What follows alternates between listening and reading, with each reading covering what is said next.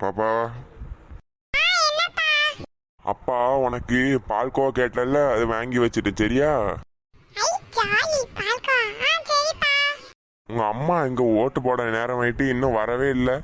உங்க அம்மா இன்னைக்கு ஓட்டு போட போகணும், கிளம்பி இருக்காளா? என்னாச்சு? நான் போய் அம்மாவை கூட்டு வரப்பான். அம்மா ரூம்ல தான் இருப்பான். எப்பா என்ன வெக்கையா இருக்குதுப்பா, வீட்டுக்குள்ளே இருக்க முடியலையே. இந்த மாசமே இவ்வளவு வெக்கையா இருந்தேனா, இன்னும் அடுத்து 2 மாசம் எப்படிதான் சமாளிக்க போறோமோ. என்ன காந்துது. மா மா வந்துட்டான்ப்பா வைப்ரேஷன். என்னடா சவுண்ட காணலையேன்னு நினைச்சேன், வந்துட்டான். என்ன உனக்கு என்ன வேணும்? அப்பா உன்னை வெளியே இருந்து கூப்பிட்டு இருக்காங்கம்மா. ஓட்டு போட போலையா நீ? உங்க அப்பாவுக்கு வேற வேலையே இல்ல, அவருக்கு வேணா போய் ஓட்டு போட வேண்டியதானே. என்ன எது கூப்பிட்டு இருக்காரு? நான் ஓட்டு போடலாம் ஒன்றும் போகல. ஏமா இப்படி சொல்ற?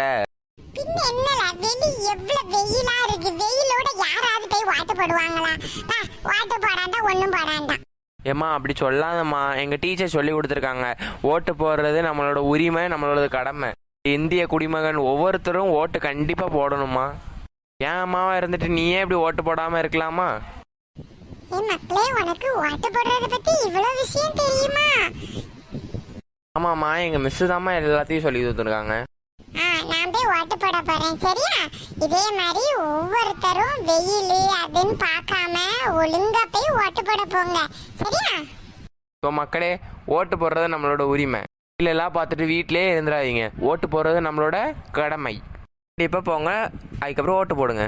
பாய்.